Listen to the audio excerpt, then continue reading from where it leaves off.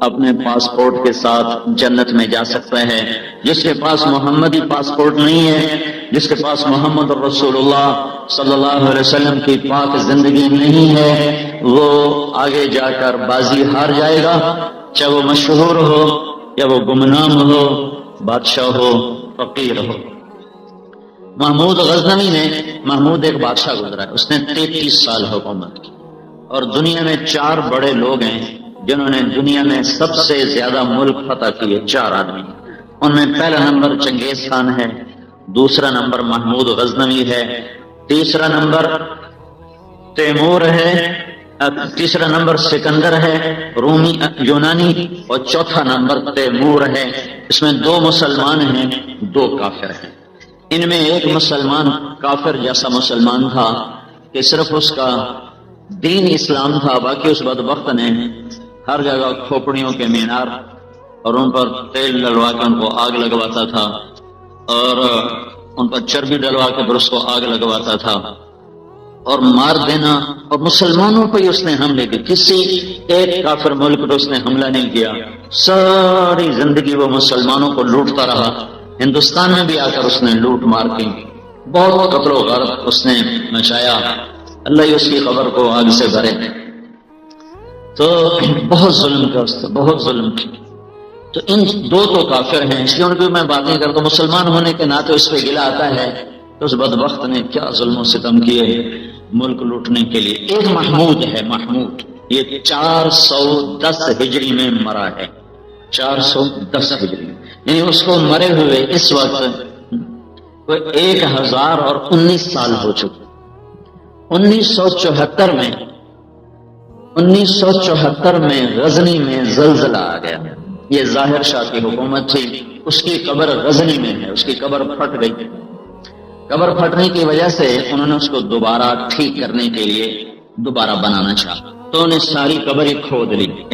تو اندر کیا ہوگا، خالی ہوگی، صاف ستھرا کر کے دوبارہ ہم سیٹ کر دیں گے.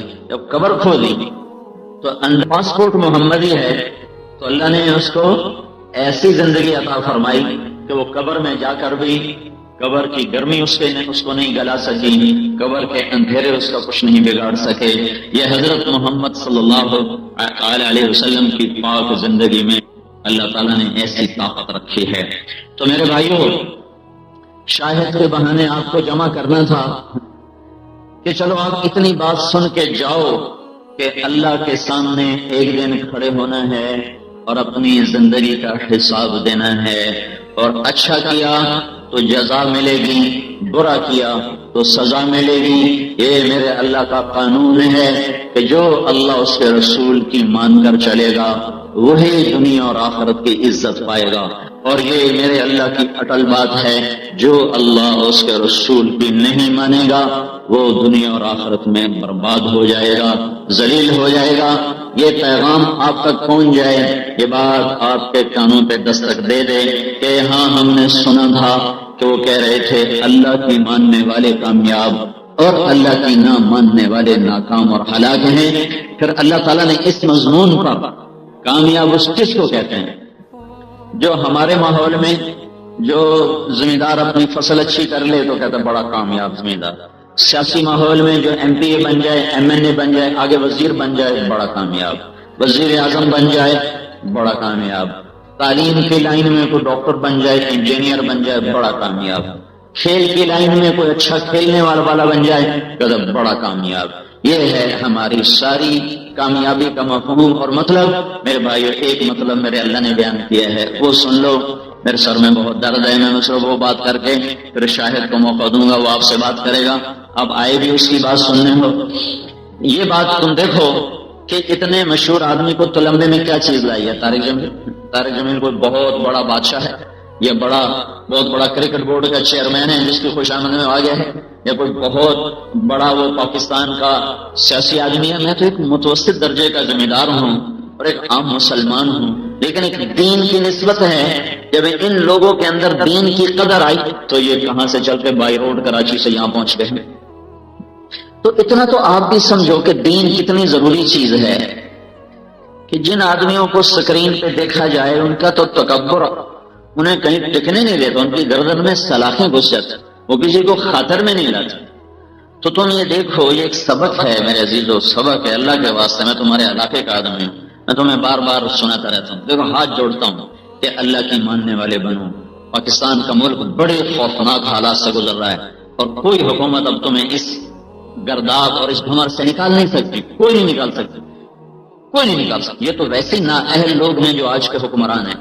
یہاں اگر عالی دماغ لوگ بھی حکمران بن جائیں تو بھی ہمارے اس بھمر سے نکلنے کی کوئی شکل نہیں، چونکہ نافرمانی کی اتنی کثرت ہے کہ بڑے سے بڑا نیک حکمران بھی ہمیں اب یہاں سے کھینچ کے باہر نہیں لا سکتا. ایک شکل ہے کہ ہم سارے اجتماعی توبہ کریں اور اللہ کو خوش کریں، پھر اللہ راضی ہو اور پھر اپنے ارادے سے ہمیں اس عذاب سے نکالے، ورنہ اور کوئی شکل نہیں ہے. ضرب اللہ مثلا قریۃ کانت آمنۃ مطمئنہ. اللہ نے ایک شہر کا حال سنایا ہے، وہ آیت آج ہمارے اوپر فٹ آتی. ضرب اللہ مثلا قریۃ، میں پاکستان والوں تمہیں ایک شہر کا حال سناؤں تو میں قریۃن کی بجائے لگا دیتا ہوں پاکستان. کہ میرے بھائیو، میں اللہ کہہ رہا ہے میں تمہیں پاکستان کا حال سناؤں. ضرب اللہ مثلا قریۃن، یہاں قریۃن ہٹا دو، پاکستان لگا دو. اللہ تمہیں کہانی سناتا ہے پاکستان کی. کانت آمنتن، یہ بڑے امن کا ملک تھا، یہاں عزتوں کا احترام تھا، یہاں غیرت تھی، یہاں رشتوں کی قدر تھی. مطمئنہ، یہاں اطمینان تھا، کوئی چوری ڈاکے کا خطرہ نہ تھا، کوئی لوٹ مار کا خطرہ نہ تھا. یاتیھا رزقھا رغدا من کل مکان، یہاں رزق بھی بہت تھا، کوئی پوچھنے والا نہیں ہوتا تھا. مہمان کو دیکھ کے لوگ خوش ہوتے تھے، اور بوڑھا ہو جوان ہو امیر ہو غریب ہو مہمان کو رحمت سمجھتا تھا.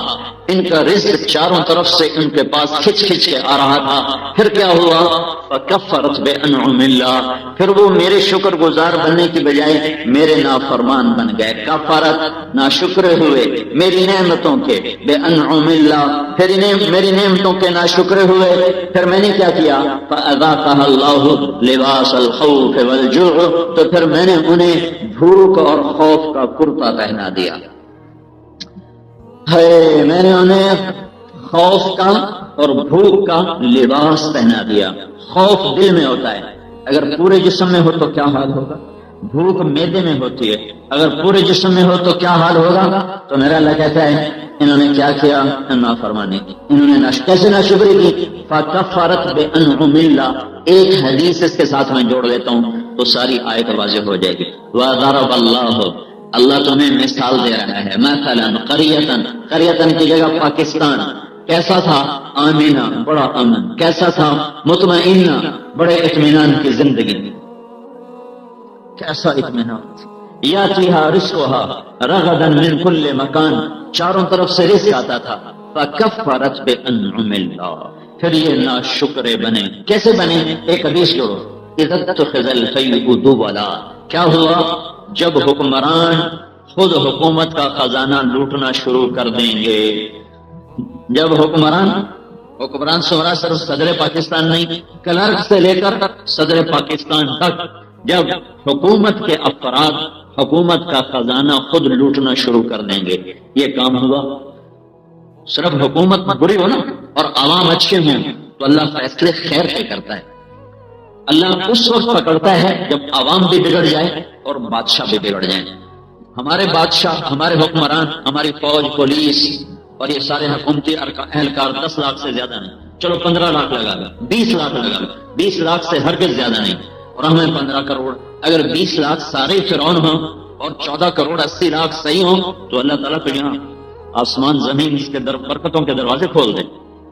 وہ بھی خراب ہیں، ہم بھی خراب ہیں.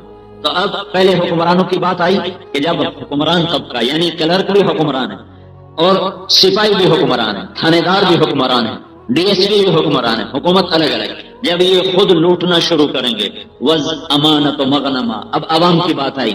جب لوگ امانتیں خود کھا جائیں گے، امانتیں خود کھا جائیں گے، امانت رکھی جائے گی، ہڑپ کر جائیں گے.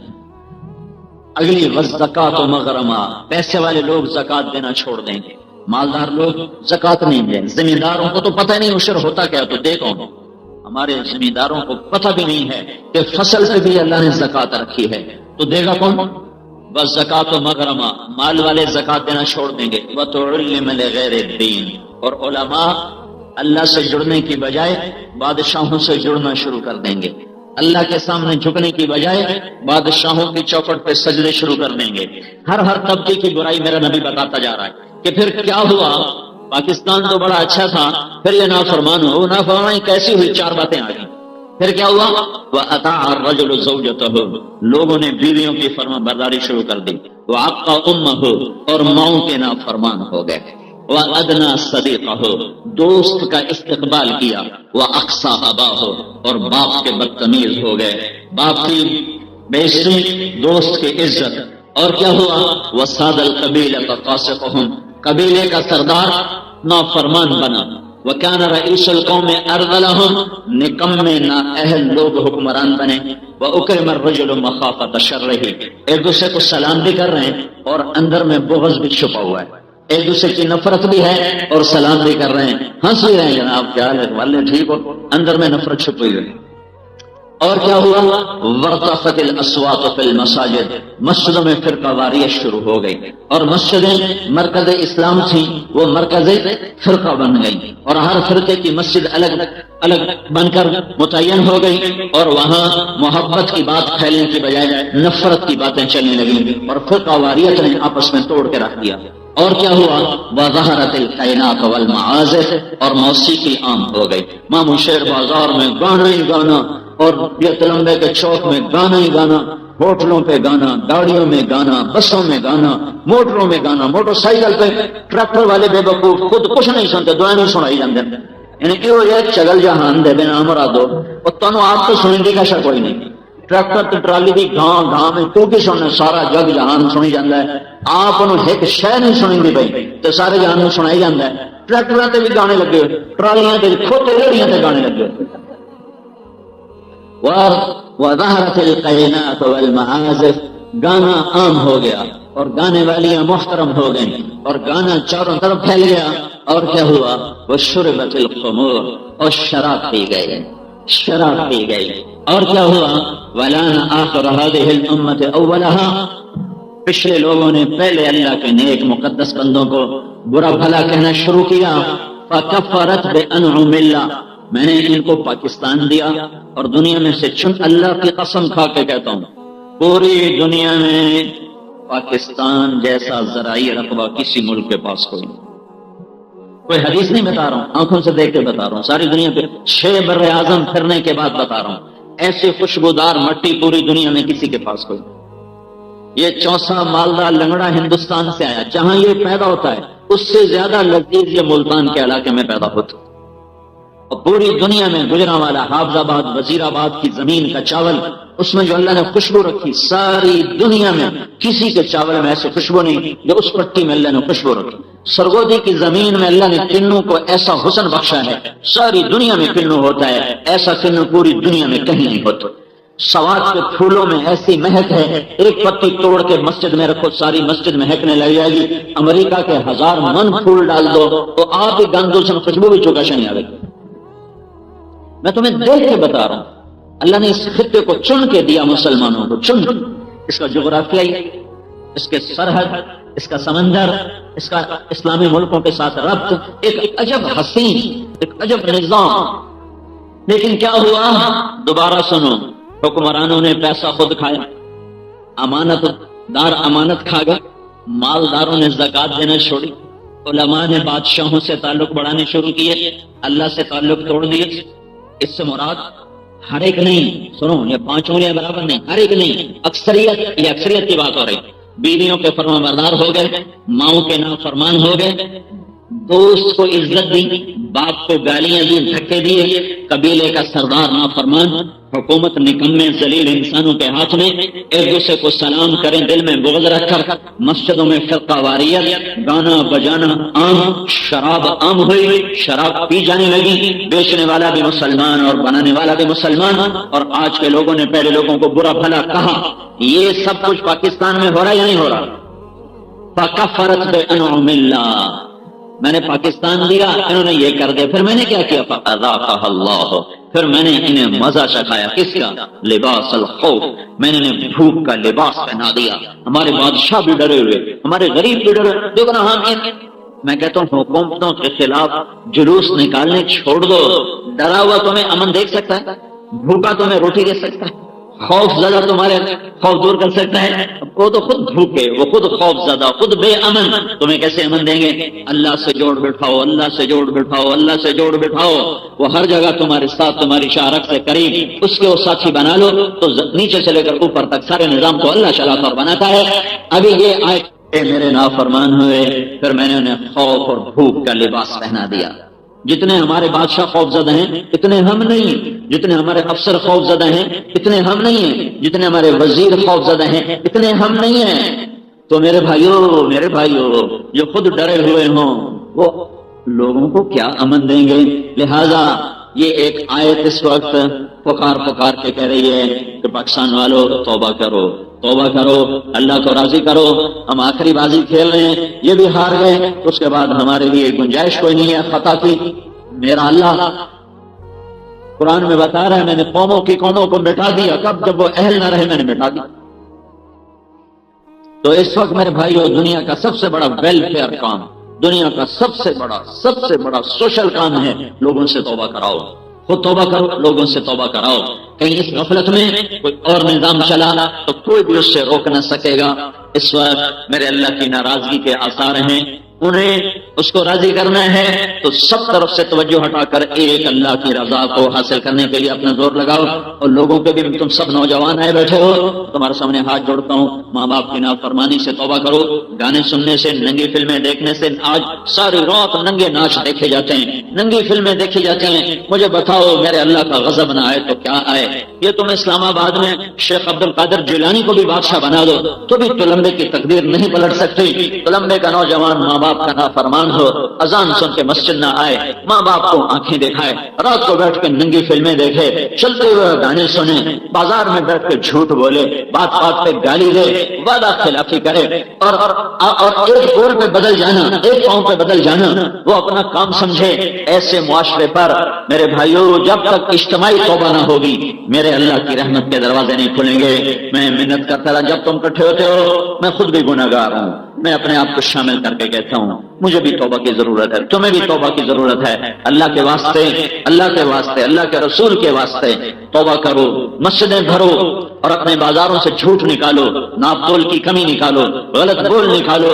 چند بول جھوٹ بول کے 100 200 400 کما لینا یہ ہمیشہ کی ہلاکت اور بربادی کا سامان ہے۔ میرے بھائیو اگر میرے نبی کی دعائیں نہ ہوتی تو ہمارے بازاروں پہ وہ عذاب آتا جو شعیب علیہ السلام کے قوم کے بدماش تاجروں پہ آیا تھا، اور ہماری عوام پہ وہ عذاب آتا جو اللہ نے پہلی قوموں پہ بھیجا تھا۔ دعا دو محمد مصطفیٰ صلی اللہ علیہ وسلم کو جو جاتے جاتے اللہ کو منا گئے۔ میرے بعد میری امت کے ساتھ کیا کرو؟ ہاں جانے کا وقت تھا دنیا سے تو جبریل نے آ کر کہا یا رسول اللہ وقت آ گیا ہے، موت کا فرشتہ باہر ہے، اندر آنے کی اجازت چاہتا ہے۔ آپ نے کہا آنے دو، ان کو کوئی پہچانتا ہی کوئی نہیں، تو یہ ناکامی نہیں، یہ کامیابی نہیں۔ اللہ تعالیٰ نے اس مضمون کو سمجھانے کے لیے جتنا زور قرآن میں دکھایا ہے اتنا پورے قرآن میں کسی بات پہ زور نہیں دکھایا کہ دنیا شروع سے اس دھوکے میں چلی آئی کہ وہ عزت اور دولت اور شہرت کو کامیابی سمجھتے ہیں اور کچھ نہ ملنے کو ناکامی سمجھتے ہیں۔ تو چونکہ اس میں بہت لوگ فیل ہوئے اور فیل ہو رہے ہیں اور فیل ہوتے رہیں گے، تو اس مضمون کو اللہ تعالیٰ نے بیان کرنے کے لیے قسم اٹھائی، قسم کا سہارا لیا۔ میرے اللہ کو قسم اٹھانے کی ضرورت کوئی نہیں ہے، وہ کہتا ہے الف لام میم ذالک الکتاب لا ریب فیہ، کہتا ہے میری بات قسم سے بالا تر، شک و شبہ سے بالا تر۔ اس کے بعد اگر اللہ ایک بھی قسم اٹھا دے تو بہت عظیم ہے، 2 اٹھا دے تو اس سے عظیم، 3 اٹھا دے تو اس سے عظیم۔ لیکن سنو میں کیا کہہ رہا ہوں، سنو میں کیا کہہ رہا ہوں، کون ہے کامیاب، کون ہے ناکام؟ اس پر اللہ نے 7 قسمیں اٹھائی ہیں، 7۔ کتنے بھائی؟ 7 قسمیں، 7۔ اللہ بغیر قسم کے بھی کہہ دیتا، ہمیں اعتبار تھا، پھر اللہ ایک قسم اٹھاتا بات اور وزنی ہو جاتی۔ 7 قسمیں کہ والشمس وضحاها والقمر اذا تلاها والنهار اذا جلاها والليل اذا يغشاها والسماء وما بناها والارض وما طحاها ونفس وما سواها فألهمها فجورها وتقواها. یہ 7 قسمیں آگے میرے بندو لمبے والو، مجھے سورج اور اس کی روشنی کی قسم، پیچھے آنے والے چاند کی قسم، روشن کرنے والے دن کی قسم، چھا جانے والی رات کی قسم. 4 قسمیں، 3 میں اب اپنے آپ کو شامل کیا. آسمان آسمان کے بنانے والے کی قسم، زمین زمین کے بنانے والے کی قسم. پھر اللہ میری طرف متوجہ ہوا، اے انسان مجھے تیری جان، مجھے سورج اور اس کی روشنی کی قسم، پیچھے آنے والے چاند کی قسم، روشن کرنے والے دن کی قسم، چھا جانے والی رات کی قسم. 4 قسمیں، 3 میں اب اپنے آپ کو شامل کیا. آسمان آسمان کے بنانے والے کی قسم، زمین زمین کے بنانے والے کی قسم. پھر اللہ میری طرف متوجہ ہوا، اے انسان مجھے تیری جان اور تیری جان کے بنانے والے رب کی قسم. اب تو میری سن میں کیا کہہ رہا ہوں. تم انسانی فطرت دیکھو، اگر کوئی آ کر تمہارے سامنے قسمیں اٹھانا شروع کر دے، او بھائی طارق جمیل، اللہ کی قسم، مولا کی قسم، رب کی قسم، قرآن کی قسم، تو تم پریشانی ہو جاؤ گے. او میاں گل کی ہے، گالتا 10 اللہ دا بندہ کیا کی جانا ہے، میں نے اعتبار ہے تو گالتا 10 گل کی ہے، تو گالتا کرے کوئی نہ تو قسمہ چاہی جاوے تو کیسا عجب معاملہ ہوگا. تو اللہ نے بات تو بتائی نہیں ہے، بات نہیں بتائی، پہلے شروع ہو گیا. تو لمبے والو، مجھے سورج کی قسم، مجھے چاند کی قسم، مجھے دن کی قسم، مجھے رات کی قسم، مجھے آسمان کی قسم، اس کے رب کی قسم، مجھے زمین کی قسم، اس کے رب کی قسم، مجھے تیری جان کی قسم، اس کے رب کی قسم. یا اللہ گل کی ہے، گالتا 10 سانتا ساڑا دماغ چکر کھا گیا. مولا گل کی گالتا 10 تو قسم ہی چاہیے نا کہ گل میری ہے کہ من دساہا. یہ اپنے آپ کو پاک کرو گے تو کامیاب ہو، اور اپنے آپ کو گناہوں میں غلیظ کر کے ڈبو دو گے تو ناکام ہو. ایس گل سے 7 قسم اللہ چاہیے. طارق جمیل کی شہرت کامیابی نہیں ہے، شاہد افریدی کی شہرت کامیابی نہیں ہے. کامیابی کیا ہے؟ سر سے لے کر پاؤں تک قد افلح من زکاہا. اسے پاک کرو تو تم کامیاب، اگر تم نے اسے گندا کر دیا تو تم ناکام. یہ پاک کیسے ہوتا ہے؟ یہ محمد مصطفیٰ کی غلامی سے پاک ہوتا ہے. یہ وجود کب پاک ہوتا ہے؟ جب یہ محمدی سانچے میں ڈھلتا ہے. کپڑا کب پاک ہوتا ہے؟ جب وہ پانی میں جاتا ہے. یہ وجود کب پاک ہوتا ہے؟ جب یہ محمدی سانچے میں ڈھلتا ہے، اندر اور باہر یہ پاک ہو جاتا ہے. یہ کب ناپاک ہوتا ہے؟ جب یہ محمدی سانچے کو توڑتا ہے اور نفس و شیطان کی غلامی میں آتا ہے. نظر ناپاک، کان ناپاک، زبان ناپاک، ہاتھ گندے، پاؤں گندے، ہر طرف غلاظت ہی غلاظت. تو میرے اللہ نے کہا میرے بندو میری سنو والشمس وضحاها. یہ پتہ کیا صورت ہے؟ اللہ کا میرا بندہ مجھے سورج کی قسم، کامیاب وہ ہے جس نے اپنے آپ کو پاک کیا، ناکام وہ ہے جس نے اپنے آپ کو گندا کیا. سمجھو؟ کہتا نہیں میری تو سمجھ کوئی نہیں آیا. پھر اللہ کہتا ہے والقمر اذا تلاها. مجھے اس چاند کی قسم، کامیاب وہ ہے جس کو پاک کیا، ناکام وہ ہے جس نے اسے گندا کیا. ہن سمجھیں؟ نہیں میری سمجھ کوئی نہیں آیا. پھر اللہ کہتا ہے اچھا والنہار اذا جلاها. مجھے دن کی قسم، کامیاب وہ ہے جو پاک ہوا، ناکام وہ ہے جو گناہوں سے گندا ہوا. سمجھو کہ نہیں؟ کہتا واللیل اذا یغشاها. مجھے رات کی قسم، جب وہ چھا جاتی ہے. کامیاب کون ہے؟ جو پاک ہوا. ناکام کون ہے؟ جو گناہوں میں گندا ہوا. سمجھو؟ نہیں آتا، حال بھی سور نہیں لگی. پھر اللہ 5ویں قسم اٹھاتا والسماء بنا وما بناها. مجھے آسمان اور اس کے رب کی قسم. اب سمجھو کہ نہیں؟ حالانکہ میری سمجھ نہیں آئی. کہتا والارض وما طحاها. مجھے زمین اور اس کے بچھانے والے کی قسم. کامیاب کون؟ اپنے آپ کو پاک کرنے والا. ناکام کون؟ اپنے آپ کو گندا کرنے والا. سمجھا؟ نہیں. پھر اللہ آخری قسم اٹھاتا ہے جو بڑے جذبات کی ہے. اچھا میرا بندہ مجھے تیری جان کی قسم. اب تو سمجھ، یہ محبت کی آخری شے ہوتی ہے جب آدمی کسی کی قسم اٹھاتا ہے. کہتا مجھے تیری جان کی قسم. تو میرا اللہ کہہ رہا ہے میرے بندے مجھے تیری جان کی قسم، تیرے رب کی قسم. کامیاب کون ہے؟ جو میری مانے اور پاک ہو جائے. ناکام کون ہے؟ جو شیطان کی مانے اور ہلاک ہو جائے. یہ سورۃ والشمس ہے. اور شریعت کا قاعدہ ہے قسم اٹھاؤ تو پھر گواہ کی ضرورت نہیں، گواہ لگ جائیں تو قسم کی ضرورت نہیں. البینۃ علی المدعی والیمین علی من انکر. میرا دعویٰ ہے تو میں گواہ پیش کروں گا، پھر قسم نہیں ہوگی. اور اگر میرے پاس گواہ نہیں ہے تو وہ قسم اٹھائے گا تو پھر گواہی کی ضرورت نہیں ہے. تو یہاں میرے اللہ نے قسمیں بھی اٹھائیں اور گواہ بھی پیش کی، دونوں کام. پہلے قسمیں اٹھائیں والشمس وضحاها والقمر اذا تلاها والنهار اذا جلاها والليل اذا يغشاها والسماء وما بناها والارض وما طحاها ونفس وما سواها. 7 قسمیں. کامیاب کون ہے؟ تو لمبے میں کون کامیاب ہوگا؟ جو اپنے آپ کو پاک کر لے، چاہے اسے پڑوسی بھی نہ جانتا ہو۔ اور ناکام کون ہوگا؟ جو اپنے آپ کو گندا کر لے، نافرمانی سے، گناہوں سے، چاہے ساری دنیا کا بادشاہ کیوں نہ ہو۔ جب یہ قسموں کے بعد بات تھی تب گواہ کی ضرورت نہیں تھی، پر اللہ نے کہا شاید تمہیں میری قسموں کا اعتبار نہ ہو تو کذبت ثمود بطغواہا، یہ ایک قوم تمہارے سامنے بطور گواہ پیش کرتا ہوں۔ یہ قوم تھی بڑی طاقتور، انہوں نے مجھے ٹھکرایا تھا اور میرے نبی کا حکم توڑا تھا، انہوں نے اس کی اونٹنی کو کاٹ دیا تھا اور ان کا نبی ان کو سمجھاتا رہا، وہ نہ سمجھے۔ اذ انبعث اشقاہا فقال لهم رسول الله ناقة الله وسقياها فكذبوه فعقروها فدمدم عليهم ربهم بذنبهم فسواها ولا يخاف عقباها۔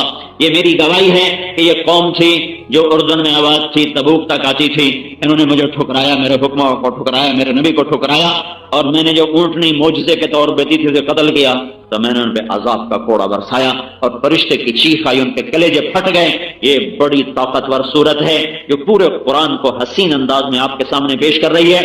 اللہ قسمیں اٹھا کے کہہ رہا ہے سمجھو سمجھو، شہرت کامیابی نہیں ہے، عزت کامیابی نہیں ہے، دولت کامیابی نہیں ہے، گمنامی ناکامی نہیں ہے، اور نہ پہچانا جانا یہ کوئی ناکامی نہیں ہے۔ تم اللہ کو راضی کر گئے تم کامیاب، اور تم نے اللہ کو ناراض کیا تم ناکام۔